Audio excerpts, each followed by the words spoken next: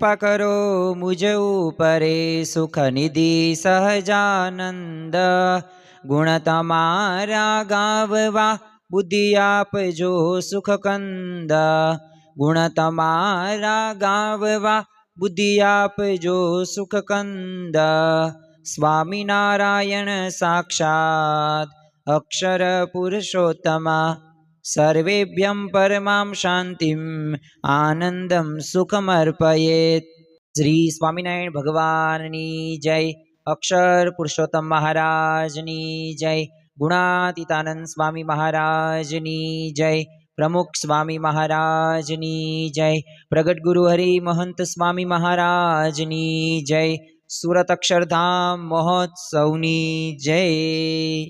दरेक दिव्य हरिभक्तों ने चातुर्मास कथा श्रवणना भावभर्या स्नेहभर्या जय स्वामी नारायण। छेल्ला आपणे घणा बधा दिवसथी चातुर्मास कथा श्रवणमां अलग अलग विषयोनुं आचमन करी रह्या छीए। आम तो पवित्र एवो श्रावण मास पण चालू थई गयो छे, तो आ श्रावण मासनी अंदर पण विशेष आपणे तप व्रत के जपना नियमो लीधेला हशे। आजनो आ चातुर्मास कथा श्रवणनो मध्यवर्ती विचार ए छे के जे आपणे अध्यात्म साधना करीए छीए, तमे के हूँ आपणे सर्व कोई आ जीवो जे आध्यात्मिक मार्गनी अंदर आगळ वधवा माटे जे साधना करीए छीए, जेम कोई विद्यार्थी अभ्यास करे छे अने अभ्यास थकी पोते सफलता प्राप्त करे छे, एवी ज रीते आपणे बधाए पण मुमुक्षु जीवो छीए जे आपणे सत्संगमां आव्या छीए, तो ए अध्यात्म मार्गनी अंदर आपणे एवी साधना करवी छे के जेथी आपणे भगवान अने संतने राजी करी शकीए। परंतु आ अध्यात्म साधनानो ए एकड़ो एटले कयो? तो एकड़ाने जो आपणे सौ प्रथम आपणे समजी लईए तो पछी एकड़ा पछी बगड़ो, बगड़ा पछी तगड़ो थाय। पण जो एकड़ाने ज समजीए नहीं अने तमे बगड़ो तगड़ो के सातड़ो आठड़ो नवड़ोय करो पण एकड़े मींडे 10 तो क्यारेय न थाय। केम? कारण के एकड़ानी तमने ओळख ज नथी। हवे 1 અને 0 ए भळे ने पछी 2 एकड़ा 11 थाय, एकड़े बगड़े 12 थाय। तो एम अध्यात्म साधनानो एकड़ो एटले शुं? भगवाननो निश्चय। आजे 2 वातो आपणे भगवानना निश्चयमां समजवानी छे।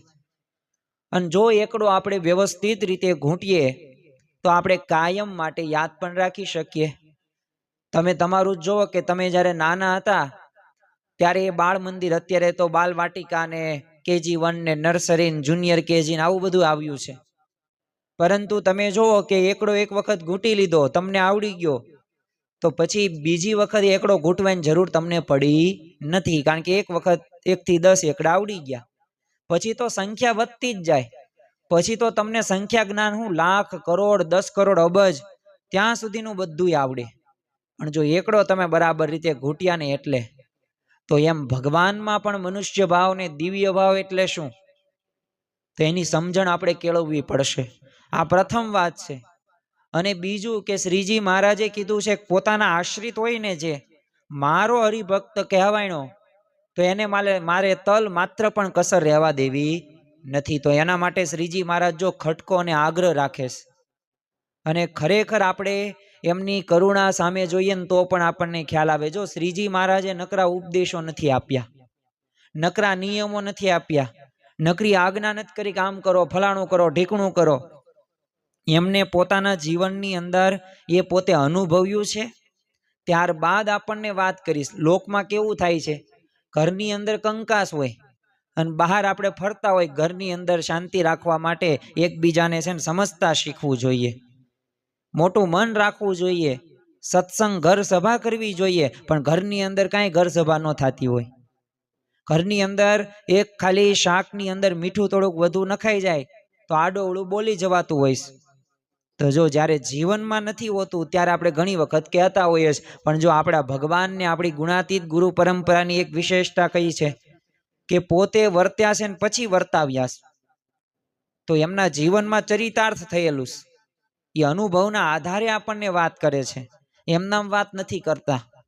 अने खरेखर जो श्रीजी महाराजनी करुणा केवी कहेवाय के ए आ पृथ्वी लोक उपर आवे अने एमां एमने भारत देश सिलेक्ट कर्यो अने एमांय गुजरात तो एमने कर्मभूमि बनावी अने एमांय महाराज 26 થી 27 वर्ष ए गढ़पुरनी अंदर रह्या।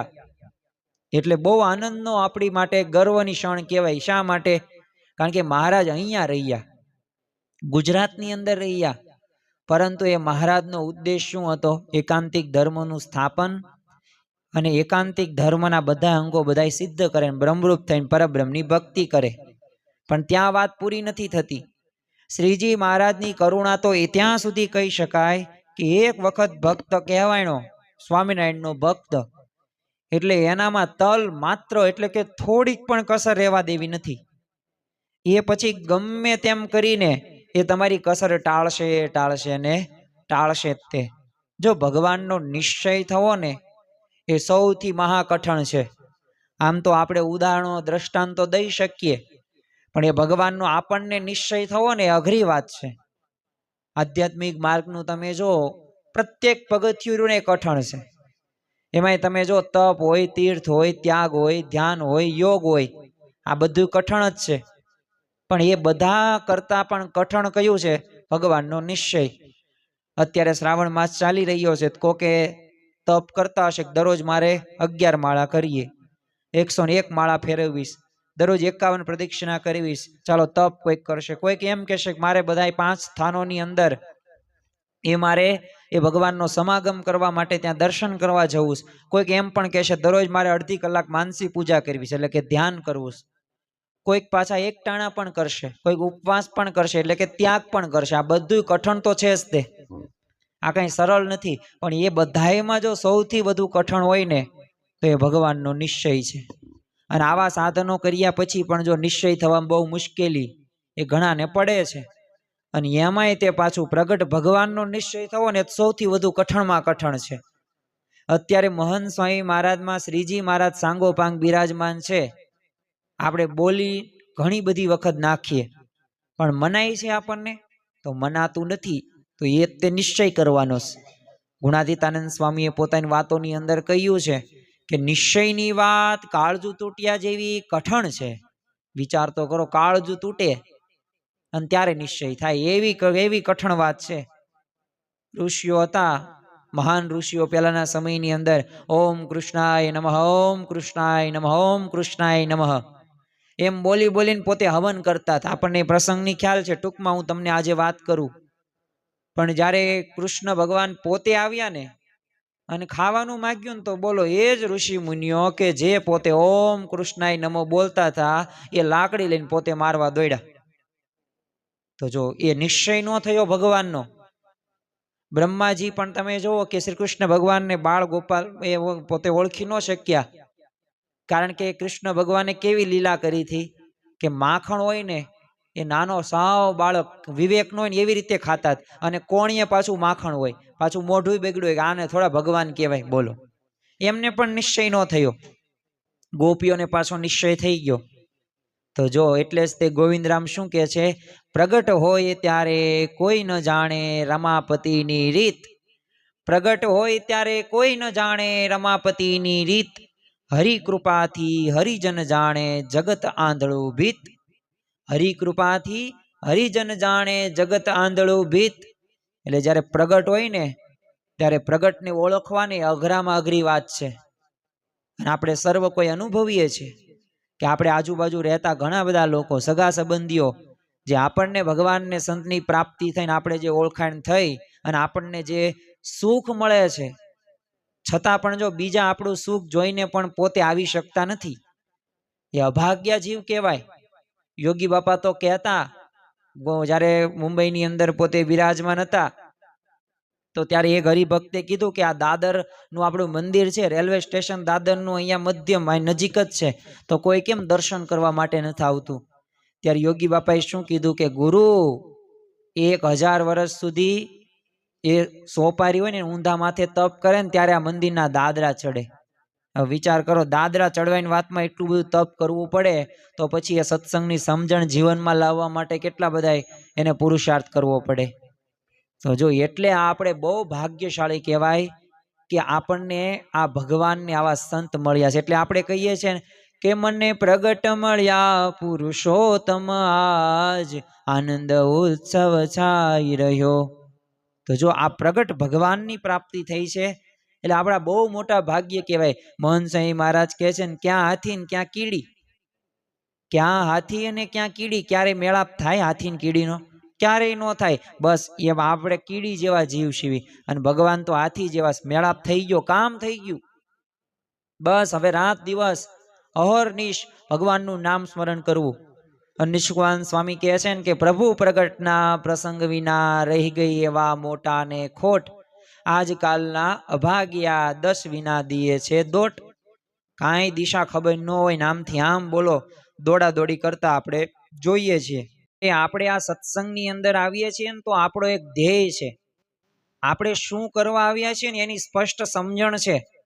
અને બીજા બધા તમે લોકો જો જેને આ સત્સંગ મળ્યો નથી તો એ કઈ બાજુ જાય છે, એમને શું કરવાનું છે, એમના જીવનો હેતુ શું, ક્યાંય ખ્યાલ નથી. બસ લોકના રીતિ રિવાજ પ્રમાણે જીવન જીવે છે અને એ પ્રમાણે સમજણ રાખે છે. ક્યારેય સુખી નથી થતા. પણ જો ભગવાનને સંત રહ્યા ને એવા જ તે સામે દ્રષ્ટિ કરે જેને પૂર્વ કર્મ અથવા તો એનામાં ખપ હોય, મુમુક્ષુતા હોય કે બસ મારે ભગવાનને મેળવવા છે, મારે ભગવાનની પ્રાપ્તિ કરવી છે, મારે પ્રગટ સત્પુરુષને ઓળખવા છે, એને ઉપર જ તે ભગવાનની પ્રસન્નતા વર્ષે. ગુણાતીતાનંદ સ્વામી પોતાની વાતોની અંદર જ કહ્યું છે ને કે આંબાનો એ વૃક્ષ હોય, ઝાડ હોય અને કેરીઓ લટર પટર હોય. હવે કોઈક વ્યક્તિ હોય એ પોતે કેરીઓ તોડવા માટે ઠેકડા મારે, પણ હવે કેરીઓ બહુ દૂર છે એટલે સ્વાભાવિક તે પોતે ચડી નથી શકતો, પણ એ ઠેકડા મારે છે. તો એ ભગવાનને સંત એવા દયાળુ છે, ક્યારેક એ કેરીઓ તોડીને તમારા હાથમાં આપી દેશે. આટલા દયાળુ અને આટલા કરુણામય સંત અને ભગવાન છે. પણ પાછા આપણા પ્રયત્નો પણ હોવા પડે. અરે 1000 નહીં, લાખ વખત ભલે કામ ક્રોધ લોભે તમને હરાવ્યા હોય, પણ ફરી વખત તમે ઊભા થયા, ફરી વખત એ નવા વિચાર સાથે ઊભા થયા કે નહીં, ગમે તેમ થઈ જાય, મારે કામ ઉપર વિજય પ્રાપ્ત કરવો છે, મારે ક્રોધ ઉપર વિજય પ્રાપ્ત કરવો છે. બસ આવા ભક્તોને શ્રીજી મહારાજ વચનામૃતની અંદર શું કહે છે? શાબાશ. શાબાશી આપે છે. બોલો, તમે લસણ ડુંગળીનો નિયમ એ લીધો કે લસણ ડુંગળી નથી ખાવી, પણ કંઈક એવા સંજોગો પરિસ્થિતિમાં તમારથી ખવાઈ ગઈ, પણ ફરી વખત તમે ઊભા થયા કે હવે ફરી વખત હું નહીં ખાઉં, ધ્યાન રાખીશ, તો એવા ભક્તો ઉપર ભગવાન શાબાશ કહે છે, વાહ. પણ જો નજરઅંદાજ કર્યું તો પછી એ તમારી ભૂલ છે. કારણ કે ભગવાન અનંત જીવોના એ કલ્યાણનો સંકલ્પ કરીને આ પૃથ્વી ઉપર આવે છે અને ત્યારે મનુષ્ય જેવા થઈને જ આવે છે. હવે એ વખતે જો પોતાનું સમગ્ર ઐશ્વર્ય હોય, સામર્થ્ય હોય, તેજ હોય, આ બધુંય દાબીને વર્તે છે અને મનુષ્યને સુખ આપે છે. શા માટે સુખ આપે? સુવાણ થાય. આપણને પણ ખ્યાલ છે કે મહાભારતની અંદર એ અર્જુનને શ્રી કૃષ્ણ ભગવાને વિશ્વરૂપે બતાવ્યું, દિવ્ય ચક્ષુ પણ આપ્યા, પણ અર્જુને શું કહ્યું? મારે આ રૂપ નથી જોતું, અને આ રૂપમાં નહીં, તેમ પેલા મૂળ રૂપમાં આવી જાઓ. કેમ મૂળ રૂપમાં? તમારી સાથે સુવાણ થાય ને તમે મારા જેવા થાવ પાછા. અને શ્રી કૃષ્ણ ભગવાન પછી એમના જેવા થઈ ગયા. તો જો ભગવાનને સંત જ્યારે આવે છે ને ત્યારે મનુષ્ય જેવા જ લાગે છે. શા માટે? આપણને સુવાણ થાય, ભક્તિ થાય, સેવા થાય, દર્શન થાય.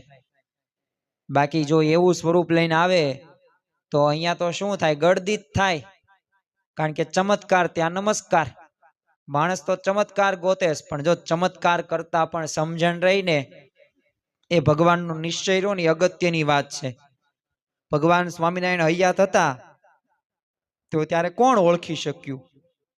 બ્રહ્માનંદ સ્વામી, મુક્તાનંદ સ્વામી, થોડાક એવા હરિભક્તો, ભલે આપણે લાખોની સંખ્યામાં હરિભક્તો હોય એટલા ઓળખી શક્યા. તો શું બીજા કોઈ પૃથ્વીની અંદર જીવતા જ નહોતા? જીવતા જ હતા, પણ 1-2% જ ઓળખી શક્યા. બોલો, પૂર્ણ પુરુષોત્તમ ભગવાન સ્વામિનારાયણને ઓળખ્યા કેટલા? 1% ઓળખ્યા. 1% એટલે કેટલા થાય?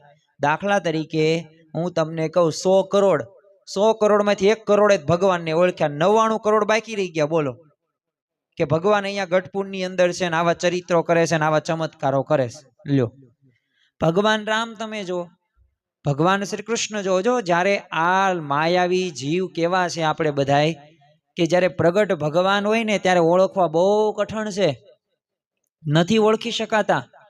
ગમે એટલા સમજાવવા જાવ તો એ સમજી નથી શકતા. બોલો, અને એ આપણને મળ્યા છે. અતિ અણમળિયાનું એહ મળવું, માઈક માઈક રે, તે તો દયા કરી ધરી દેહ આવે, ઉદ્ધારવા અનેક રે.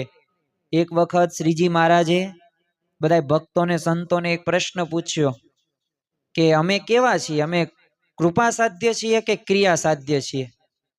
એટલે બધાએ શું કીધું કે તમે ક્રિયા સાધ્ય, અમુકે કૃપા સાધ્ય કીધું.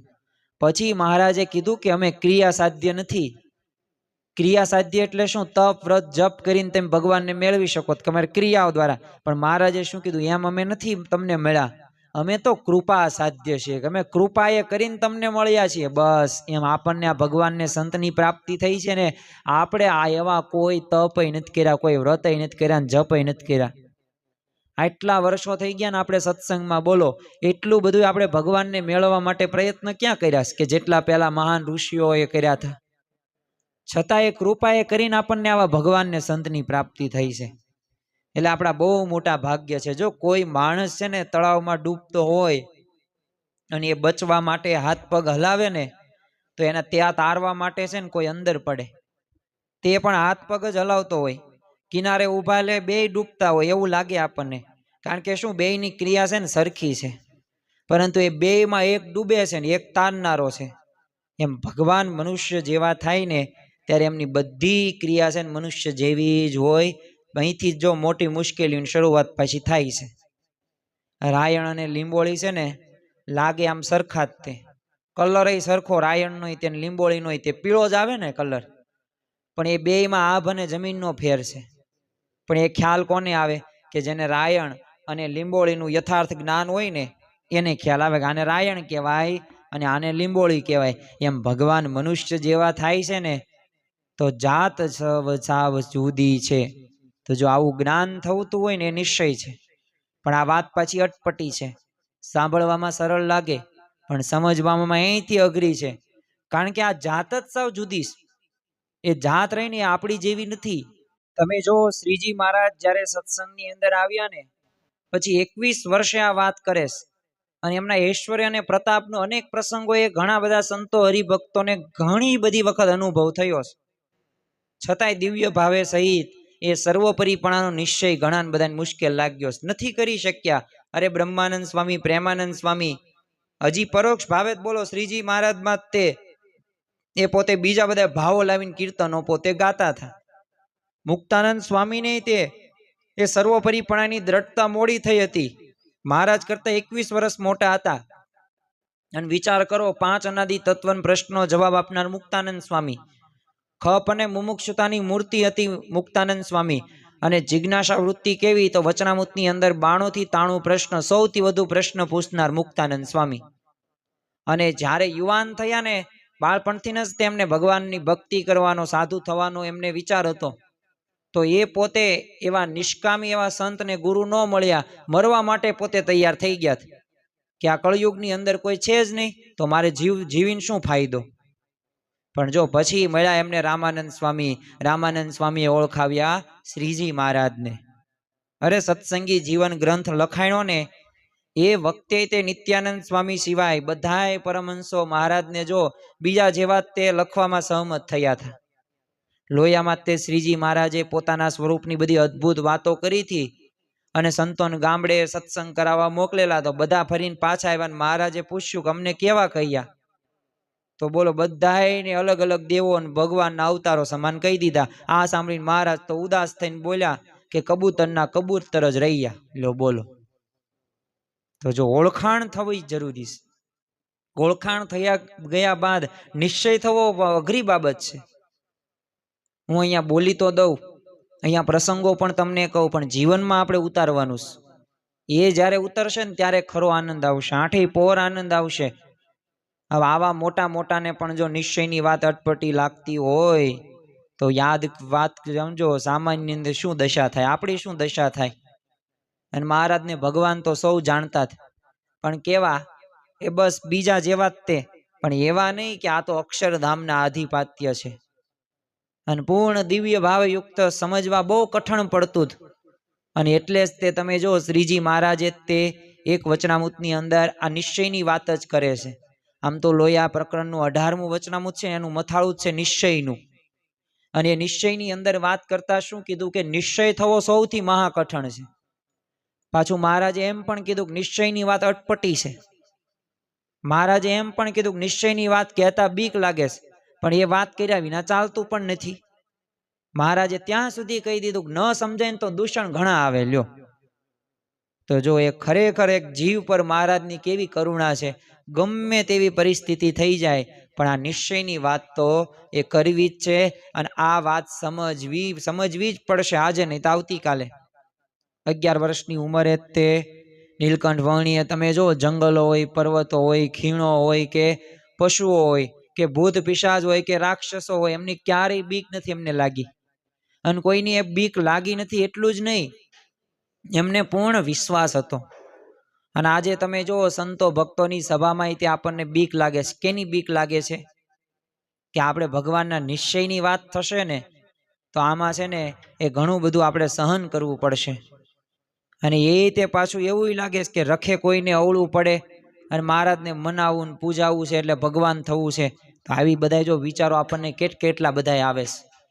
જો એક વાત યાદ રાખજો કે જ્યારે ભગવાનનો અવતાર આ પૃથ્વી ઉપર થાય ને ત્યારે શ્રી કૃષ્ણ ભગવાન હોય કે રામ ભગવાન હોય કે જે સ્વામિનારાયણ ભગવાન હોય, એ પોતે એમ ન કે અમારા છે ને મંદિરો અત્યારથી જ કરી નાખો કે આમ જ તે. હા, એ પોતે જ્ઞાન આપી શકે, ઉપદેશ આપી શકે. એટલે જો શ્રીમદ ભગવદ્ ગીતા હોય, શ્રીમદ ભાગવત હોય, વ્યાસજીએ જે લખ્યું એમના ચરિત્રો, હવે ચરિત્રો સાંભળીને હવે આપણે શું કરવું ને આપણે ધ્યાન રાખવાનું છે.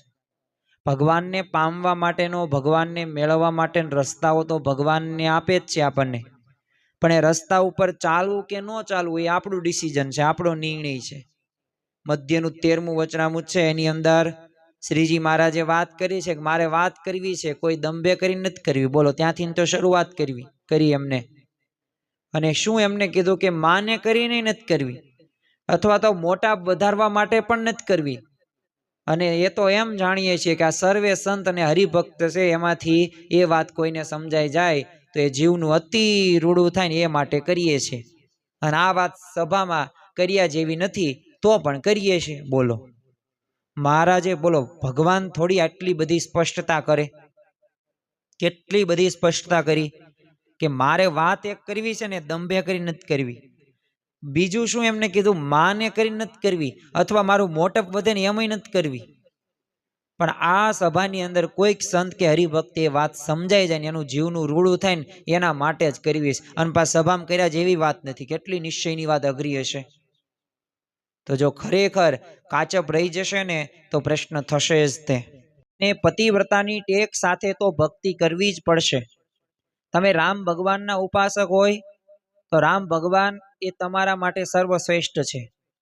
તમે શ્રી કૃષ્ણ ભગવાનના ઉપાસક છો તો શ્રી કૃષ્ણ ભગવાન સર્વશ્રેષ્ઠ છે તમારા માટે.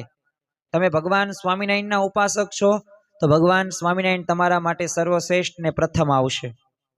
કારણ કે હનુમાનજીએ શું કર્યું? રામ પ્રત્યે પતિવ્રતાની ટેક સાથે ભક્તિ કરીશ. મીરાબાઈએ શું કર્યું? તો મીરાબાઈએ પણ એ શ્રી કૃષ્ણ ભગવાનની સાથે એવી પતિવ્રતાની ટેક સાથે ભક્તિ કરી છે. તો એવી રીતે આપણે પણ જે ભગવાનને માનતા હોય એમની એ પતિવ્રતાની ટેક સાથે ભક્તિ કરવી જ પડશે ને એમનો પાકો નિશ્ચય કરવો જ પડશે. અને જો નિશ્ચયમાં જો કચાશ રહેશે ને તો ઘણા બધા પ્રશ્નો થશે. થોડીક આપણે એની પણ વાતો આજના દિવસે કરીએ. શરીરમાં જો બીજા અંગ કપાય ને એમાં વાંધો નહીં, હાથ, પગ, આંખ, કાન આ બધુંય કપાય તો ઘણી બધી વખત આપણે હાથ કપાય તો હાથના લીધે કઈ મરી ન જાવી, પણ માથું કપાય તો મૃત્યુ પામે. એ પછી હાથ પગ કઈ કામમાં ન આવે. ગુણાતીતાનંદ સ્વામી પોતાની વાતોની અંદર કીધું છે ને, સ્વરૂપ નિષ્ઠા રે ને એકડો છે અને સાધન છે એ બધા મીંડા છે. હવે મીંડા આપણે ગમે એટલા કરીએ એમ કિંમત વધે? હું તમને એક ચેક આપું ને એમાં 0,0,0,0,0,0 લખીને આપું તો ₹1 તમને મળે? ન મળે. પણ એ 3-4 જીરા સામે હું એકડો મૂકી દઉં તો 10,000 થઈ જાય. એક પાછો જીરો વધારી દઉં તો 10,000, લાખ, 10 લાખ, કરોડ વધતું જ જાય ને. એમ સ્વરૂપ નિષ્ઠા રહીને એકડો છે. એટલે ભગવાનને આપણે સંતને ઓળખવા ને એકડો કહેવાય. અને ગુણાતીતાનંદ સ્વામી એમ પણ કીધું કે ઉપાસનામાં ફેર પડે ને તો પ્રાપ્તિમાં ફેર પડે, ઉપાસનામાં કસર હોય ને તો ગર્ભવાસ ટળે નહીં. લ્યો, ગર્ભવાસનું દુઃખ રહ્યું મોટામાં મોટું દુઃખ છે. કારણ કે અનંત જન્મોથી આપણે આ જન્મો લેતા આવ્યા છીએ. જો આપણો મોક્ષ થઈ ગયો હોય ને આપણી જો કસર ટળી ગઈ હોય તો આપણે અત્યારે અહીંયા ન હોય. તો આપણે અક્ષરધામમાં બેઠા બેઠા ભગવાનની મૂર્તિનું સુખ લેતા હોય. યાદ રાખજો, અક્ષરધામમાં જે ભગવાનનું સુખ રહ્યું ને એ કેવું છે, તો શ્રીજી મહારાજે વચનામૃતની અંદર જ કહ્યું છે કે આ દુનિયાનું બધું તેમ સુખ ભેગું કરું ને તો શ્રીજી મહારાજ એક નિમિષ માત્રનું પલકારાનું સુખ છે. બોલો, નિમિષ માત્ર એટલે શું? આમ શ્રીજી મહારાજે એક મટકું ભર્યું હોય ને જે પાપણથી, એટલું આ દુનિયાનું બધું સુખ છે. વિચાર કરો તો ભગવાનનું સુખ કેવું હશે. આ સુખ પ્રાપ્ત કરજો. સુખ સામે દ્રષ્ટિ નથી. એટલે ખાવા પીવામાં, હરવા ફરવામાં, આ લોકની અંદર છે ને, હું કહું ને એમ બધી પરિસ્થિતિ થવી પડે. તો તું થોડો ભગવાન છું કે તું જે ધાર અને તું જે કે બધાય સમજે અને એમ થાય. પરિસ્થિતિ બદલવા કરતા મનની સ્થિતિ બદલવામાં ફાયદો છે. કારણ કે જો પરિસ્થિતિ તો બદલશે કે ન બદલે એ આપણા હાથમાં નથી, પરંતુ મનની સ્થિતિ બદલવી ને એ આપણા હાથની અંદર છે. તો બુદ્ધિશાળી હોય ને એ બદલાવાનો પ્રયત્ન ન કરે, પણ પોતે બદલાઈ જાય. તો આ એક સમજણ આપણા જીવનમાં દ્રઢ રાખવાની છે. બીજી એક વાત તમને હું કહી દઉં, ગર્ભવાસ કેમ આપણો ટળ્યો નથી? જો ટળી ગયો હોય તો અત્યારે આપણે હોય જ નહીં આ લોકની અંદર. અને જો આ તો આખું તંત્ર એવું છે ને કે એક વખત ગર્ભવાસ 184માં તમે આવ્યા એટલે આમાં તો દુઃખ સુખ તડકો છાંયો બધુંય થવાનું છે. જો ભગવાન રહ્યા ને, ભગવાનને સંત એટલા બધા દયાળુ છે ને, ન પૂછો વાત. તમારા જીવનમાં સુખ એટલું આપે, તમને એમ થાય ઓહો કેવી ભગવાનની કૃપા, કેવી સંતની કૃપા. પણ પછી અમુક વખત દુઃખ પણ આપે. કેમ? કારણ કે ઘણી બધી વખત તમારી કસર ટાળવા માટે, સ્વભાવો સુધારવા માટે એવા દુઃખો આપતા હોય. અને આપણે જોજો સુખમાં બહુ સમજી નથી શકતા. સુખ જ્યારે જીવનમાં આવે ને ત્યારે આપણે ભગવાનની ભક્તિ સમરા નથી કાઢતી.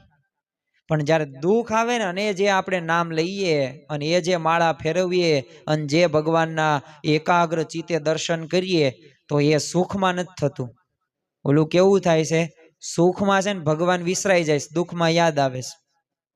ભગવાન એટલે જો દુઃખ શા માટે આપે છે કે તું મને ભૂલી ન જાતો. તારા જીવનમાં મેં તને ગમે એટલું આપ્યું, તારી ગમે એટલી બુદ્ધિ શક્તિ કે આવડત તે ખીલી કલ્પના શક્તિ, પણ તોય જો તું પોતે કઈ સર્વસ્વ નથી, બધું મારાથી જ થાય છે. તો જો આ પ્રકારનો એ ભાવ સાથે દુઃખ આપે છે અને આપશે જ તે. સાચા ભક્ત હોય ને એના જીવનમાં દુઃખ આવે જ તે. એને કલ્પના ન કર્યું ને એ બહારના દુઃખ આવે. એને એવી કોઈ દિવસ એવી ઈચ્છા પણ ન રાખી હોય, એવો વિચાર પણ એને ન આવ્યો ને એવા દુઃખો આવે. એ પરિસ્થિતિ જ ભગવાન એવી નિર્માણ ઊભી કરે. હવે એ પરિસ્થિતિ તમે સુધારી તો શકવાના નથી. હવે એ દુઃખમાં તમારે દિવસો પસાર કરવા જ પડે. પણ એ દુઃખની અંદર એ ભક્ત પાસે જો સાચી સમજણ હોય ને તો પાછો સ્થિર રહી શકે. સમજણ હોય ને આપતકાળે કળાય આવે. મોટી મોટી વાતો, દ્રષ્ટાંતો, એવા શ્લોક બધાય કહી શકે, હું કહી શકું ને તમે કહી શકો. એમાં શું 2-5 મિનિટ વાંચીને કહી દેવાનું કે કર્મણે વાધિકાર હસ્તે મા ફલેષુ કદાચન, કે કર્મ કરવામાં અધિકાર છે, ફળની આશા ન રાખ. પણ જીવનમાં જ્યારે કર્મ કરીએ અને હતાશ નિરાશ થઈ જઈએ અને ફળ ન મળે ત્યારે ખબર પડે. એ કેવી સમજણ એ દ્રઢ થઈ ગઈ છે આપણા જીવનમાં. બાકી સારું સારું બોલતા તો બધાયને આવડે, અને એ તો ભગવાને આપણને જીભ આપી છે એટલે સ્વાદય પારખીએ છીએ અને સાથે સાથે બોલીએ પણ છીએ.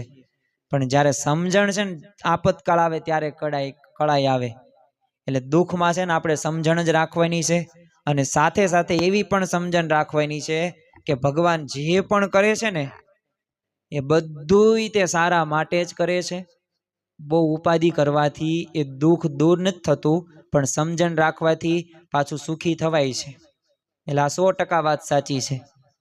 પ્રથમનું તે 72મું વચનામૃત છે, એની અંદર શ્રીજી મહારાજે વાત કરી છે કે જેને ભગવાનને ભગવાનના સંતની વિશે એ નિષ્ઠામાં જો કોઈ ફેર હોય તો ભગવાન તેનું રૂડું કરવાની ઈચ્છે તોય રૂડું થતું નથી. વિચાર તો કરો, નિષ્ઠામાં ફેર હોય તો. નિષ્ઠા કોને કહેવાય? લીંબોળી તો લીંબોળી, જમરૂક તો જમરૂક, નારંગી તો નારંગી. પછી તમને 1 કરોડ રૂપિયા આપે કે આ લીંબોળીને તમારે લીંબુ કહેવાનું, તો તમે લીંબોળીને લીંબુ કહી દો કે તમારી નિષ્ઠામાં ફેર.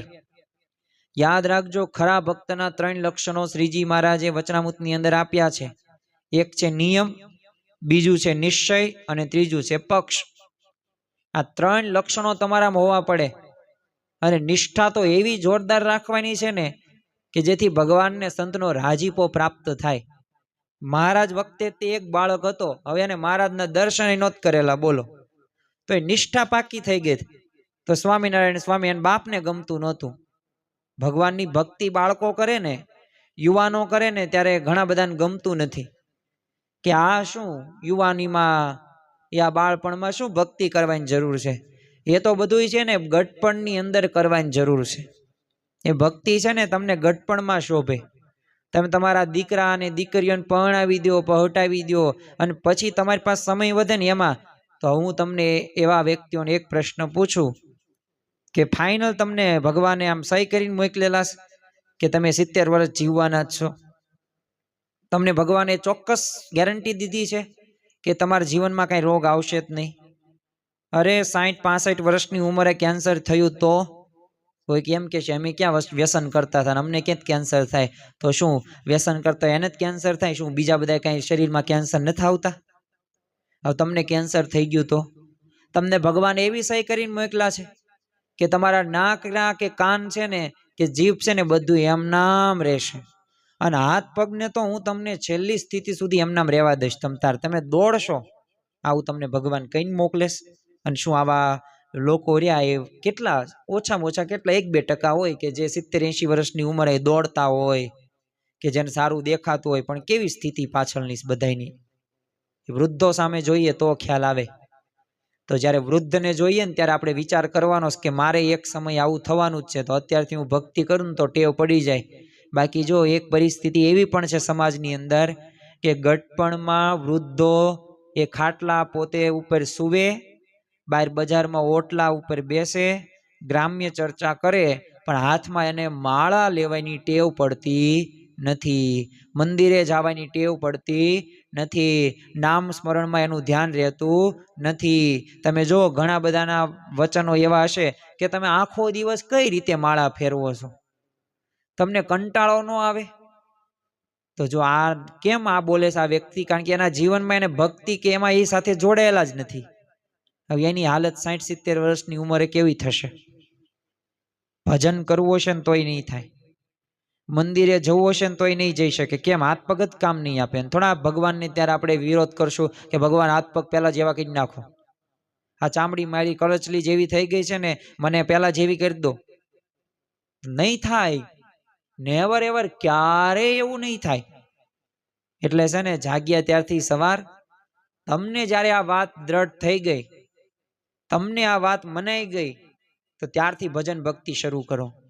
સમય મળે ત્યારે. જો ગુણાતીત ગુરુ પરંપરા એ પણ કીધું, એક વાત યાદ રાખવી કે આપણે સંસારમાં હોય, ગૃહસ્થ હોય તો ગૃહસ્થ અને ત્યાગીમાં ફેર શું? તો ગૃહસ્થ હોય ને એના નિયમો અલગ હોય, ત્યાગી હોય ને તો એના નિયમો અલગ હોય. જો ગૃહસ્થ ને ત્યાગી જેવું ન બનવું અને ત્યાગી ને ગૃહસ્થ જેવું ન બનવું. જો એ બનવા ગયા તો પછી તમારું ગૃહસ્થ જીવન પણ સાવ ભાંગી જશે. તમે ત્યાગીમાં પણ સાધુમાં નહીં રહી શકો. હવે તમે ત્યાગી હોય ને ગૃહસ્થ જેવા વિચાર કરો કે મારે તે નોકરી કરવી છે, મારે તે લગ્ન કરવા, તો હવે તમે સાધુ શા માટે થયા? તો શું લગ્ન કરવા સાધુ થયા? તો સાધુ જ ન થવાય ને. તો એમ બંને પક્ષમાં ધ્યાન રાખવાનું છે. કોઈની આપણે નિંદા નથી કરતા, એક વાત સમજવા જઈ રહ્યા છીએ કે ગૃહસ્થ તરીકે આપણી જવાબદારી છે, આપણી અમુક ફરજો છે. તો આ ફરજો અને જવાબદારી તો નિભાવવી જ પડશે. અને નિભાવશું નહીં ને તો આ લોક આપણને ક્યારેય સ્વીકારશે નહીં. પણ બીજી એક વાત એ પણ ધ્યાન રાખવાની કે ભજન ભક્તિ પણ ઘણા બધાને ગમતી નથી. પણ છતાં પણ જો તમારી નિષ્ઠા દ્રઢ હોય અને તમને આ વાત મનાઈ ગઈ હોય તો પરિસ્થિતિ ભલે ગમે એવી આવે. હું તમને વાત કરતો તે બાળકની, આપણે વાત તો ત્યાંથી શરૂઆત થઈ હતી કે બાળક પોતે ભગવાનનું નામ સ્મરણ કરે, એના બાપને ગમે નહીં, બોલો, પિતાને ગમે નહીં. એટલે એણે શું કહ્યું કે તું આ સ્વામિનારાયણનું ભગવાનનું આ જે નામ રૂ ને એ તું મૂકી દે, ભગવાન નથી. એક નહીં, નિષ્ઠા દ્રઢ હતી, એ હું તને માની નાખીશ. તો બાળક કે કંઈ વાંધો નહીં, બોલો એક બાપ એક પોતાના પુત્રને શું કે હું તને મારી નાખીશ, તો આ નામ બની નાખ. જેમ હિરણ્યકશિપુ અને પ્રહલાદનો આપણને ખ્યાલ છે, એવો જ આ બાપ હતો હિરણ્યકશિપ જેવો. મહારાજ હૈયા હતા હો. અને થયું પણ એવું, ગાડામાં જતા હતા અને ગાડામાંથી ને તે ઓલું ફાંસી કેમ દે એને ઘોડે આ બાળકને મારી નાખ્યો એક બાપે.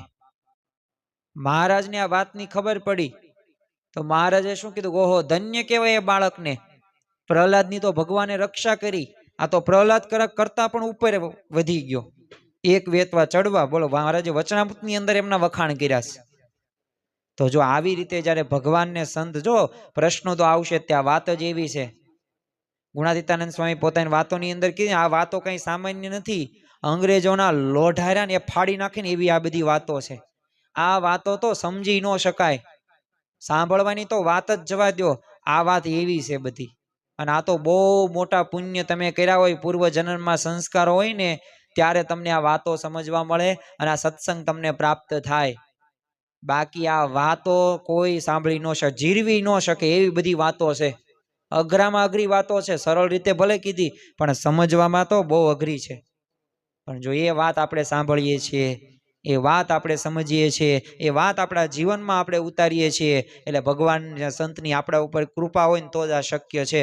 બાકી કૃપા વગર આવો વિચાર પણ કોઈને આવતો નથી કે હું કથા વાર્તા સાંભળું, કે હું મારા જીવનમાં લાવવાનો પ્રયત્ન કરું. એટલે આ જ મોટામાં મોટી ભગવાનને સંતની કૃપા છે. તો જો નિષ્ઠામાં ક્યારેય ફેર નથી પડવા દેવાનો, ગમે એવું ન થઈ જાય. પ્રશ્નો તો આવશે જ તે, તમે ભજન ભક્તિ સેવા કરો છો તો એવું નહીં રાખવાનું બધાને ગમે જ છે, બધા પોતપોતાના વિચારો પ્રમાણે વિચારે છે. અને જો એ પ્રમાણે તમે ન ચાલતા હોય તો સ્વાભાવિક છે કે તમારી સાથે વિરોધ થવાનો છે. પણ તમારે દ્રઢતા વિશ્વાસ એક જ રાખવાનો છે કે હું કાંઈ ખોટું કામ કરતો નથી, હું સેવા ભક્તિ કરું છું, હું મારો વ્યવહાર પણ સંભાળું છું. તો કાંઈ લોક લાજના લીધે, કારણ કે જો મહાત્મા જ્ઞાન યુક્ત નિશ્ચય હોય તો શું ન થાય, તો શ્રીજી મહારાજે વચનામૃતની અંદર કીધું કે મહાત્મા જ્ઞાન યુક્ત નિશ્ચય હોય ને તો લોક લાજનો ત્યાગ થાય, સ્ત્રીનો ત્યાગ થાય, ધનનો ત્યાગ થાય, સત્તાનો ત્યાગ થાય, આવડતનો બધાનો ત્યાગ થાય. બોલો, તો મહાત્મા જ્ઞાન યુક્ત નિશ્ચય સાથે આપણે ભગવાનને સંતને રાજી કરવાના પ્રયત્નો કરવાના છે. ઘોડો છે ને એકવાર કોઈને પોતાના દાંતથી પકડે પછી એને ગમે તેમ મારો કરો તોય છોડે નહીં, પણ જો આંખમાં આંગળી ખોસો તો તરત છોડ દે. બોલો, એમ ભગવાન છે ને જીવને કોઈ રીતે છોડે નહીં, પણ જો નિશ્ચયમાં કસર હશે ને તો ભગવાન પણ લાચાર થઈ જાય, તો ભગવાન પણ સાથ આપતા નથી. એટલે નિશ્ચયમાં તો ક્યારેય તે એ ફેર ન પડવો જોઈએ. એ જો પંચાળાનું તે 7મું વચનામૃત, તો એની અંદર શ્રીજી મહારાજે વાત કરી છે કે જો આવી રીતે ભગવાનને જાણ્યામાં જેને સંશય હોય ને, એ ઉદ્ધવ રહેતા નૈષ્ટિક બ્રહ્મચારી હોય અને મહાત્યાગી હોય ને તો એનું કલ્યાણ થવું અતિ કઠણ છે. નૈષ્ટિક બ્રહ્મચારી એટલે શું, કે જેને મન કર્મ કે વચન એકથી બ્રહ્મચર્ય હોય ને એનું પાલન એ કરતો હોય. અરે મહાત્યાગ રાખતો હોય ને તો બોલો એનું કલ્યાણ થવું અતિ કઠણ છે. આવું મહારાજે સ્પષ્ટ કહી દીધું. મધ્યનું તે 14મું વચનામૃત છે, એની અંદર શ્રીજી મહારાજે કીધું જેને ભગવાનના સ્વરૂપનો તો એવો નિશ્ચય નથી ને, તે તો સુધો ત્યાગી રહેતો હોય ને તો કામ ક્રોધ લોભાદિક ટાળિયામાં સાવધાન થઈને વર્તતો હોય તો પણ એના ટાળિયા કામાદિક નહીં ટળે અને તે અંતે ખરાબ થઈને નરકમાં જશે. લ્યો બોલો, નિશ્ચયની આટલી અગત્યતા છે, ભગવાનના સ્વરૂપની આટલી અગત્યતા છે, એટલે તમને કહે છે કે તમે ભગવાન સ્વામિનારાયણને માનતા હોય ને તો એમનું નામ સ્મરણ કરો. જો સર્વ ધર્મ સમભાવ, બધાયના ગુણ ગ્રહણ કરવા. ઘણા બધા પ્રવચનની અંદર આપણે ભગવાન રામની વાતો કરીએ છીએ અને કરવાની જ છે, ભગવાન શ્રી કૃષ્ણની વાતો કરી છે અને કરવાની જ છે. મીરાબાઈ હોય, ગંગા સતી હોય, પાનબાઈ, બધી વાતો થશે જ. તે સ્વામિનારાયણ ભગવાનની વાતો થશે.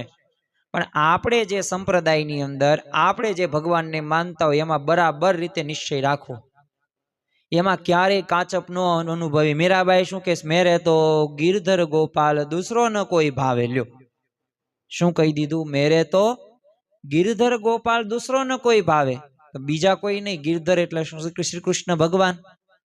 કેવી દ્રઢતા, કેવી પતિવ્રતાની ટેક. જો પતિવ્રતા સ્ત્રીની એક વિશેષતા શું હોય, પોતાનો પતિ ગમે તેવો હોય ને તો એ પતિવતા સ્ત્રી હોય ને એ પોતાનો પતિ રહ્યો ને એ જ સર્વસ્વ માને.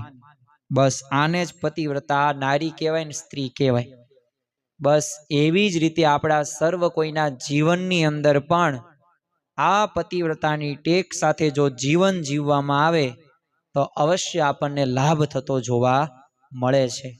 અને આપણે જે ભગવાનને માનતા હોય નિષ્ઠા તો રાખવી જ પડશે. નિષ્ઠા વચ્ચે પ્રશ્નો વિઘ્નો આવશે જ, તે સામેવાળો વ્યક્તિ સમજશે જ નહીં, પણ આપણે એક જ તે કે મેરા બસ એક જ ભગવાન. અને આ નિષ્ઠા દ્રઢ હોય તો લાભ બહુ બહુ બહુ થાય છે. બાકી જો આ કામ ક્રોધ ને લોભ રહ્યા ને એ તો ગિરનાર જેવા મોટા છે. ગુણાતીતાનંદ સ્વામી પોતાની વાતોની અંદર કીધું આ એક કામ ક્રોધ રહ્યા ને તમે 60,000 વર્ષ સુધી તપ કરો ને તોય બોલો એમ કાંઈ કામને જીતી નથી શકાતો. અને પાછું સાવધાન થઈને તેમ વર્તો ને તોય બોલો એ ગમે એટલા પ્રયત્નો કરે ને તોય ટળાય નહીં. અને તોય અંતે ક્યાં જાય? પાછું મહારાજે શું કીધું? નરકમાં જાય. આપણે થોડું નરકમાં જવું છે, આપણે તો એ અક્ષરધામમાં જવું છે. એવો એક સંકલ્પ રાખો. અને નિશ્ચયમાં કસર એટલે એકડા વિના મીંડા. મણમાં 8-5 શેરીની ભૂલ. પોતાના આશ્રિતમાં કસર ન રહે એ માટે મહારાજે આપણને સ્પષ્ટ કીધું છે. એટલે ખરેખર આપણા જીવનની અંદર આ વાત સમજવાની છે. અને સમજીશું તો જ તે આપણને લાભ પણ થશે. અને જો નિશ્ચયમાં ફેર થોડોક પણ હશે ને તો લાભ થવાનો નથી. અને આવો ભગવાનનો નિશ્ચય નથી થતો ને એનું પણ એક કારણ કયું છે? કાર્યાણીના તે સીતબા થઈ ગયા મહાન નારી ભક્ત. તો શ્રીજી મહારાજ તો આમ તો કાર્યાણીની અંદર છે ને વારંવાર પોતે પધારતા. તો એકવાર છે ને દિવાળીને અન્નકૂટોત્સવનો ઉત્સવ એ શ્રીજી મહારાજે કાર્યાણી ગામની અંદર કરેલો. તો એકવાર છે ને સીતબાએ પોતાના 5 વર્ષનો બાળક, નામ એનું જયતા ખાચર, આવા જયતા ખાચરને વાત કરી સીતબાએ કે તું જા શ્રીજી મહારાજ પાસે જા. અને આ જયતા ખાચર તો શ્રીજી મહારાજ પાસે ગયો. 5 જ વર્ષની એની ઉંમર. અને શ્રીજી મહારાજ સાથે રમત એને કરી. શ્રીજી મહારાજ તો ઢોલિયા ઉપર બિરાજમાન હતા. એટલે કોઈ ભક્તે છે ને કેરીઓ મૂકેલી હતી. એટલે જયતા ખાચરનું મન તો શું હતું? આમ કેરી લેવા પોતે લલચાણ્યું, મારે કેરી લેવીશ. એટલે શ્રીજી મહારાજ તો બધું જાણે, તનકી જાણે, મનકી જાણે, જાણે ચિતકી ચોરી. તે શ્રીજી મહારાજે જાણીને આમ જઈ તો આમ કેરી લેવા હાથ લાંબો કરે, શ્રીજી મહારાજ આમ કેરી લઈને બાજુ મૂકી દે. અને પલંગ ફરતો ફરતો એ આ જયતા ખાચર 5 જ વર્ષની ઉંમર ફરે. અને શ્રીજી મહારાજ પાછી ગમ્મત પણ એવી કરે, એક બાજુ કેરી મૂકે, પાછી ત્યાંથી લઈને આગળ મૂકે, બાજુ ઉપર મૂકે. એટલે જયતા ખાચર તો થાકી ગયો, કેરી હાથમાં આવી નહીં. તે શ્રીજી મહારાજે શું કીધું? તું એમ કર, તારી આ સોનાની ઉતરી છે ને એ તું મને આપી દે તો હું તને કેરી આપું. તો તરત તે બોલો જયતા ખાચરે સોનાની ઉતરી હતી ને એ કાઢીને આપી દીધી શ્રીજી મહારાજને. તે શ્રીજી મહારાજ પછી કેરી આપી અને પોતે ખુશખુશાલ થઈ ગયો. અને પછી તો સીતબા પાસે આ જયતા ખાચર પોતે વહી ગયા. પણ શ્રીજી મહારાજે ત્યારે જે વાત કરીને એ આપણે સમજવાની. જો ભગવાનનો કેમ નિશ્ચય નથી થતો, ભગવાનનો કેમ મહિમા યથાર્થ રીતે નથી જાણી શકતા, તો શ્રીજી મહારાજે સભાજનોની અંદર બધાને વાત કરતા કીધું કે આપણો જીવ નાના બાળક જેવો છે, અજ્ઞાની છે. આ સાંકળામાંથી ગાડા ભરીને કેરીઓ આવે. મહારાજે આ જ કીધું, સાચું ખોટું? હા, બધા કે હા આવે મહારાજ. પણ મહારાજે પછી શું કીધું? બાળકને એની કિંમત નથી. એમ ભગવાનને મૂકીને જીવ એ વિષય માટે અમૂલ્ય દેહ વેડફી નાખે છે. પણ એને ખબર નથી કે ખરેખર આ મનુષ્ય દેહનું સાચું પ્રયોજન શું છે. ક્યારેક 5 મિનિટ આપણે બેસીએ ને શાંતિથી વિચાર કરીએ કે ભગવાને મને આવો દુર્લભ એવો મનુષ્ય દેહ આપ્યો છે, તો આ મનુષ્ય દેહનો સાચો ઉપયોગ શું છે? જો સાચો ઉપયોગ એક વખત આપણને ખ્યાલ આવી જાય, ચાલો આપણે વચરામૃત કે સ્વામીની વાતોના આધાર નથી વાત કરતા, આપણે શ્રીમદ ભાગવત હોય કે બીજા બધા તે એવા શાસ્ત્રો હોય તો એની વાત કરીએ તો એની અંદર આપણને ખ્યાલ છે કે ખરેખર એ ભગવાનનો જે નિશ્ચય રહ્યો ને એ નિશ્ચય કરવા માટે એ આ ભગવાનનો મનુષ્ય દેહ આપણને આપ્યો છે. અને એટલું જ નહીં, દુર્લભો માનુષો દેહો, કે દુર્લભ એવો મનુષ્ય દેહ આપણે આત્મકલ્યાણ માટે વાપર્યો છે. તમે ક્યારે એવું સાંભળ્યું કે ગમે તેવી સારી ગાય એ મંદિરે ગઈ અને પ્રદક્ષિણા ફરે છે? તમે ક્યારે એવું સાંભળ્યું કે જંગલનો રાજા સિંહ કે જે પોતે 3 કલાક ભગવાનને મેળવવા માટે ધ્યાન કરે છે? તમે ક્યારે એવું સાંભળ્યું તાકાતવર એ પ્રાણી એટલે કે હાથી કે જે પોતે એક પગે તપ કરતો હતો નીલકંઠ વર્ણી જેમ ભગવાનને મેળવવા માટે? તમે ક્યારે એવું સાંભળ્યું કે સસલું પોતે ભગવાનનું નામ સ્મરણ કરતું હતું? ક્યારેય આવું સાંભળ્યું નથી. પણ હા, તમે જોયું છે, સાંભળ્યું છે કે મનુષ્ય હોય ને એ ભગવાનને મેળવવા માટે પ્રયત્ન કરે છે, નામ સ્મરણ કરે છે, તપ કરે છે, વ્રત કરે છે, જપ કરે છે. બસ એમાં મનુષ્ય દેહ રહ્યો ને એનાથી ભગવાનને પ્રાપ્ત કરવાના છે, ભગવાનને મેળવવાના છે. અને એ જો મેળવવા માટે આપણે જો પ્રયત્ન કરીશું તો શક્ય છે જ તે. પણ જો નિશ્ચય નહીં હોય ને તોય તે પાછું બધું ખોટું છે. નિશ્ચય વગર કંઈ થવાનું નથી. એટલે નિશ્ચય તો આપણે પાકા પાયે રાખવો જ પડશે. જો ભગવાન રહ્યા ને એ ભક્તો સાથે ઘણા બધા એવી લીલાઓ કરે જ છે. તમે જો ડાંગરવાના તે એ જતનબા હતા, કેવો નિશ્ચય પાકો હતો. હું તમને 1-2 પ્રસંગની વાત કરું અને આજનું આપણું આ પ્રવચન નિશ્ચયનું પૂરું કરીએ. ખરેખર આજ તો આપણે ભગવાનનો જે નિશ્ચય રહ્યો ને જે એકડો છે અધ્યાત્મ સાધનાનો, બધાય આપણે આ જ ઈચ્છા છે ને કે અધ્યાત્મ માર્ગની અંદર આપણે જે મોટામાં મોટી રીતે આપણું કાર્ય થાય, સારામાં સારું કાર્ય થાય, મોટું થાય. અને એટલું જ નહીં, આપણે આપણા જીવનની અંદર એ ગમે ત્યારે ગમે તેવી પરિસ્થિતિ આવે ને તો એમાં આપણે સ્થિર રહી શકીએ. આજ આપણી અપેક્ષા છે, ઈચ્છા છે ને. જો ભગવાન અને સંતો લીલા કરશે, એ ચરિત્રો કરશે, પણ એ દરેક લીલાઓમાં છે ને આપણે દિવ્ય ભાવ રાખવાનો છે, મનુષ્ય ભાવ આવવા દેવાનો જ નથી. ડાંગરવાના તે જતનબા હતા, એમનો એક આપણે પ્રસંગની વાત કરીએ તો એકવાર છે ને શ્રીજી મહારાજ એ આ ડાંગરવાની અંદર જતનબાને ત્યાં પધારેલા.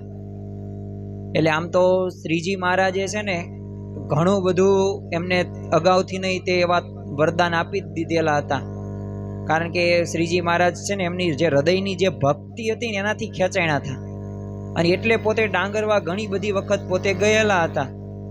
તો એક વખત છે ને જતનબા તો ગાંડા ઘેલા થઈ ગયેલા અને સંતો બધા હરિભક્તો માટે બધી જમવાની વ્યવસ્થા કરીને ઘી ને દૂધ ને દહીં ને અને એ કોઈ પણ પ્રકારની તાણ એમને રહેવા દીધી નહીં.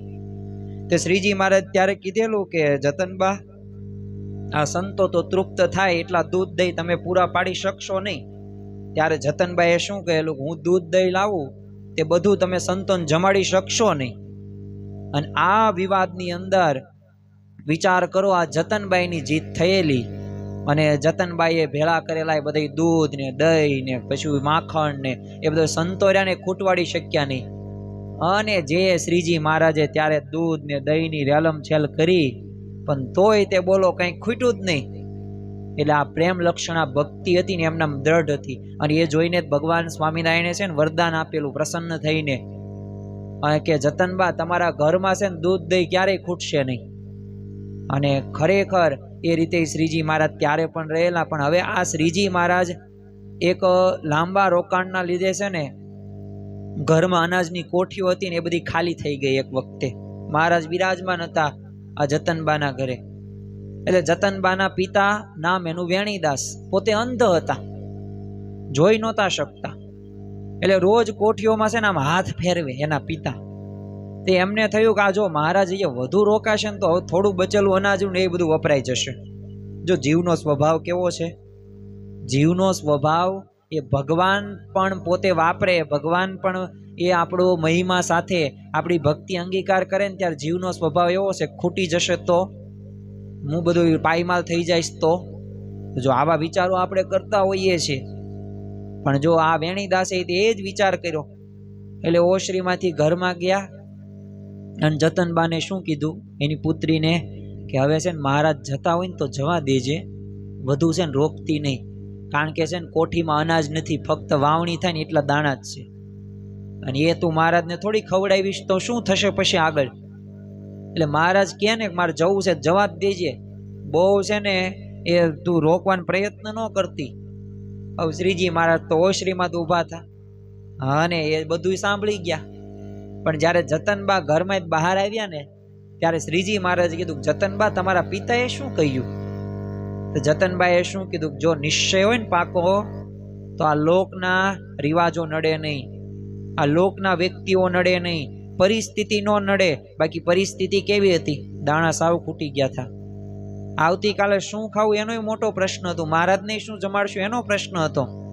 પણ જતનબાઈએ શું કીધું કે મહારાજ પિતા કહે છે કે મહારાજ જતા હોય ને તો બળજબરીથી રોકજે, અને જેટલું રોકાય ને એટલું વધુ રોકજે, પણ જવા દેતી નહીં. આવો લાભ વારંવાર મળતો નથી. બોલો કેટલો મહિમા એનો હતો. અને આ સાંભળીને એ અંતર્યામી શ્રીજી મહારાજે તે જતનબાની એ પ્રેમ લક્ષણા ભક્તિ જોઈને બોલો પ્રસન્ન થઈ ગયા, અને પોતે ઘરમાં એ ગયા, અને પોતાના હાથમાં છડી હતી ને એ મહારાજે બોલો અનાજની 7 કોઠીઓ નડાડી, અને તત્કાળ જે ખાલી કોઠીઓ હતી ને એમાંથી અનાજ ભરાઈ ગયું.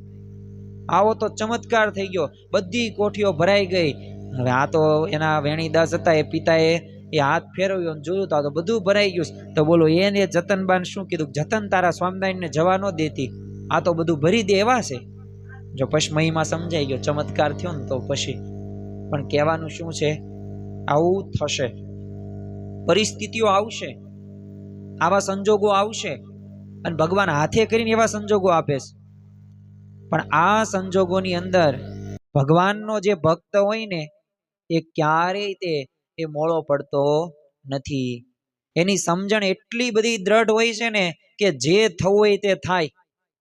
મને જે ભગવાનને સંતની પ્રાપ્તિ થઈ છે, અદ્ભુત થઈ છે, અલૌકિક થઈ છે, હવે મારા જીવનમાં સુખ આવે કે દુઃખ આવે, બસ મારે છેલ્લો જન્મ કરવો છે, અને મારે ભગવાનને સંતની સેવા કરવી છે. આ સમજણ એવા ભક્તોમાં જ હોય છે કે જેને ભગવાનનો મહિમા, ભગવાનની વાતો અને ખરા અર્થની અંદર સમજાણી હોય. બાકી તો જો આપણે બધાય જીવ દશાવાળા છીએ, આ લોકના બધાય જીવડાઓ છીએ, આપણે તો તરત ખેંચાઈ જઈએ, આમ કેમ ન થયું, આવું જ થવું જોઈએ. તો શું ભગવાન તને સહી કરીને મોકલેલો છે કે આમ જ તારે થશે? સ્વીકારતા શીખો. સ્વીકારતા નહીં શીખો ને ત્યાં સુધી ક્યારેય સુખ નહીં આવે. તો ખરેખર આપણા જીવનમાં આવો નિશ્ચય રાખવાનો છે ને. એક છેલ્લો પ્રસંગ હજી આપણે જોઈ લઈએ કે એક સમયની અંદર ડાંગરવાની અંદર એ વરસાદ વરસતો નહોતો, એટલે બધા સત્સંગીઓએ છે ને શ્રીજી મહારાજને પ્રાર્થના કરી. ત્યારે શ્રીજી મહારાજ શું કીધું કે આ જતનબા છે ને મુક્ત છે, એ જો કહેશે ને તો વરસાદ થશે. અને ખરેખર જતનબાના બોલો વચનથી વરસાદ કરાવીને શ્રીજી મહારાજે ત્યારે એમનો મહિમા વધારેલો. એકવાર તો મહારાજ ડાંગરવા પધારેલા ને ત્યારે જતનબાને ત્યાં ઉતર્યા, તો જતનબાએ ગામની બધી અન્ય મહિલાઓને પણ શ્રીજી મહારાજનો દ્રઢ નિશ્ચય કરાવ્યો હતો. જો ભક્તનું એક કાર્ય એ પણ હોય કે જેમ પોતાના જીવનમાં નિશ્ચય થયો છે ને એમ અન્યના જીવનમાં પણ નિશ્ચય થાય, એવા પ્રયત્નો સતત કરવાના. અને આ ભગવાન ને સંતની સેવા છે, અને ભગવાન અને સંતની સેવા છે ને બહુ મહાપુણ્ય હોય ને એને જ પ્રાપ્ત થાય છે. બાકી સામાન્ય પુણ્ય વાળાને આ સેવા પ્રાપ્ત થતી નથી, ને એવી સેવા આપણને પ્રાપ્ત થઈ છે. તો ખરેખર આપણા જીવનમાં એ સમજણથી બીજાને પણ આ નિશ્ચયની વાતો કરીએ, પછી એને સમજવું હોય તો સમજે, નકર જય સ્વામિનારાયણ. તો આવો દ્રઢ નિશ્ચય કરે એટલે બધી બાઈઓ પણ છે ને મહારાજના દર્શન કરવા આવેલી, અને બધાના અંતરની અંદર ઈચ્છા હતી કે મહારાજની છે ને ચંદનની પૂજા કરવી છે, પણ ચંદન તો હતું નહીં. તો બોલો શ્રીજી મહારાજે અંતર્યામી પણ શું કીધું, તમારે ચંદનથી પૂજા કરવાની ઈચ્છા છે ને તો આ કંકુથી કરો. પછી તો બધી મહિલા ભક્તો એકલા કંકુથી શ્રીજી મહારાજના આખા શરીરે બોલો અર્ચન કર્યું, અને શ્રીજી મહારાજે બધી બાઈઓની પણ ભક્તિ સ્વીકારી. અને જતનબા તો છે ને ઘણી વાર શ્રીજી મહારાજને છણકો કરીને પણ કહેતા કે આવા તેમના એ પ્રેમને વશ થઈને બોલો શ્રીજી મહારાજ ડાંગરવાની અંદર 1-2 વખત નહીં 18 વખત પોતે એ પધારેલા હતા. તો જો આ પ્રકારની સમજણ આપણા જીવનમાં પણ આપણે રાખવાની છે. અને બીજું કે આપણે જો ભગવાનના ભક્ત થઈ ગયા, આપણને નિશ્ચય થઈ ગયો, તો આપણા સંઘમાં જે આવશે ને એનું પણ કામ થશે. આ જતનબાને છે ને એક ધર્મદાસ નામનો ભાઈ હતો. હવે એનું આયુષ્ય છે ને આવી રહ્યું હતું, ધામમાં ગયો. એટલે જતનબા તો છે ને શ્રીજી મહારાજ આગળ રડવા લાગ્યા. એટલે રડવું જોઈને છે ને શ્રીજી મહારાજ પણ રડવા લાગ્યા. તે જે સાધુ દેહ મૂકી ગયા હતા ને તે એવા 2-4 નામ બોલીને છે ને શ્રીજી મહારાજ આમ સામે સામો ખરખરો કરવા લાગે. ઓહ કેવા સાધુ હતા, એ દેહ મૂકીને વહી ગયા છે, હવે શું કરવું, હવે શું કરવું. એટલે જતનબા છે ને રડતા રડતા શાંત થઈ ગયા. અને કીધું તમે શી જ રડો છો? હું તો મારા ને તમે લઈ ગયા એટલે રડું છું. તમારા સાધુને હું ક્યાં લઈ ગઈશ તો તમે રડો છો? તે શ્રીજી મહારાજ કે તમારાનો ખરખરો અને અમારાનો ખરખરો નહીં. પછી તો શ્રીજી મહારાજે બધી સમજણની વાત કરી અને કીધું, જતનબા તમે તો આત્મનિષ્ઠાવાળા જ્ઞાની છો. આ લોકમાં જેના જેટલા કર્મફળ ભોગવવાના હોય ને, જેની સાથે જેટલા અન્ન જળનો સંબંધ હોય ને, એટલું જે જીવને આ લોકમાં રહેવાય છે. માટે તમારે તમારા ભાઈનો શોક કરવો નહીં. અને પછી તો શ્રીજી મહારાજે તે જતનબાનો શોક ટાળ્યો. ઈ વખતે જતનબાના પિતા હતા વેણીદાસ. એ શ્રીજી મહારાજને પૂછ્યું, તમારા જ્ઞાન વગર અમારા છોકરા દેહ મૂકે તો શું તેનું કલ્યાણ થાય? અને જે શ્રીજી મહારાજ કહે છે, જો આપણે કેટલા ભાગ્યશાળી છીએ. શ્રીજી મહારાજે વાત કરી કે અમારો તમને સંબંધ થયો છે ને, માટે તેના પ્રતાપે તમારા ઘર ઉપરથી જે પંખી આમ ઉડીને જશે ને, એનું પણ કલ્યાણ થશે. તો તમારા સંતાનોના કલ્યાણમાં શું બાકી રહ્યું? માટે એ બાબતની તમે શંકા રાખતા નહીં. તો જો કલ્યાણનો મારા જનને અંત કાળે જરૂર તેડવા આવવું, બિરુદ મારું એના બદલે તે સર્વે જનને જણાવવું. તો જો આ ભગવાનને સંતે આપણને બિરુદ આપ્યું છે, તો આ બિરુદ આપ્યું છે ને, તો આ બિરુદને બરાબર રીતે આપણે યાદ કરી લઈએ, બરાબર રીતે સમજી લઈએ. અને ખરેખર ભગવાનને સંત આપણને તેડવા માટે આવશે જ તે. આપણે તો શું નિર્ભય નિશ્ચિત રહેવાનું. જેમ આપણે બોલીએ છીએ ને, ધન્યોસ્મિ પૂર્ણ કામોસ્મિ નિષ્પાપો નિર્ભય સુખી અક્ષર ગુરુ યોગેન સ્વામિનારાયણ શ્રયાત. કે આપણે ધન્ય થઈ ગયા, ભાગ્યશાળી થયા કે આપણને આવા ભગવાનને સંતની પ્રાપ્તિ થઈ છે. તો ખરેખર આપણે હવે આવતીકાલના તે પ્રવચનની અંદર, ચાતુર્માસ કથા શ્રવણની અંદર જે વાત આપણે સમજવાની છે, શ્રીજી મહારાજે એ જે નિશ્ચયની વાત કરી છે લોયાના 18મા વચનામૃતની અંદર, કે ખરેખર નિશ્ચયની અંદર પણ કઈ બાબતો આપણે સમજવાની છે. એ દિવ્ય ભાવ હોય, મનુષ્ય ભાવ હોય, કે આપણા નિશ્ચયની અંદર કંઈક કસર કે કાચપ હોય, તો એને દૂર કરવા માટેના ઉપાયો કેવા છે. ખરેખર તો જો એ વચનામૃતની અંદર શ્રીજી મહારાજે એ જે શ્રીમદ ભગવદ્ ગીતાનો એક શ્લોક ટાંક્યો છે કે અવજાનંતી મામ મૂઢા માનુષિમ તનુમાશ્રિતમ પરમ ભાવ મજાત્મનો મમ ભૂત મહેશ્વરમ. તો એ જે શ્લોકના આધારે તે શ્રીજી મહારાજે ભગવાનના એ પર ભાવને જાણ્યા વિના એ ભગવાનની વિશે પોતાના જેવા મનુષ્ય ભાવને પરઠે છે, તો નિશ્ચયમાં કંઈક કસર છે. તો આ કસર ટાળવાના પણ ઉપાયોની આપણે આવતીકાલે વાત વિશેષ કરવાના છીએ. મનુષ્ય ભાવ એટલે શું? આ મનુષ્ય ભાવ પરઠવાથી કેવી કેવી ખોટો રહે છે, અને ખરેખર અખંડ દિવ્ય ભાવ શા માટે રાખવો જોઈએ, તેની વિશેષ વાતો આવતીકાલે આપણે ચાતુર્માસ કથા શ્રવણની અંદર કરવાના છીએ. તો આજના દિવસે મહારાજ સ્વામીના ચરણોમાં પ્રાર્થના કરીએ કે આજના પ્રવચનની અંદર અમે જે મુદ્દાઓ સમજ્યા, કે ખરેખર અધ્યાત્મ માર્ગના અંદર જે એકડો છે ભગવાનનો નિશ્ચય છે. નિશ્ચય કેટલો કઠણ છે એ તો આપણે સમજ્યા, પણ હવે નિશ્ચય આપણે કેવી રીતે રાખવાનો છે, કેવી પરિસ્થિતિમાં રાખવાનો છે, એની પણ વિશેષ પ્રસંગો સાથે વચનામૃતના દ્રષ્ટાંતો સાથે સમજવાનો પ્રયત્ન કર્યો. તો આજના દિવસે મહારાજ સ્વામીના ચરણોમાં પ્રાર્થના કરીએ કે આવો જ નિશ્ચય એ અમે પાક્કા પાયે કરીએ. એવો એકડો ઘૂંટીએ ને તો બીજી વખત ઘૂંટવા પડે જ નહીં. અને બસ ઘૂંટ્યા પછી 2 એકડા 11, એકડે બગડે 12, 100, 1000, 10,000, લાખ એવી સાધના કરીએ ને કે ભગવાન અને સંતનો અમારા ઉપર રાજીપો વર્ષે. એ જ આજના દિવસે પ્રાર્થના. શ્રી સ્વામિનારાયણ ભગવાનની જય.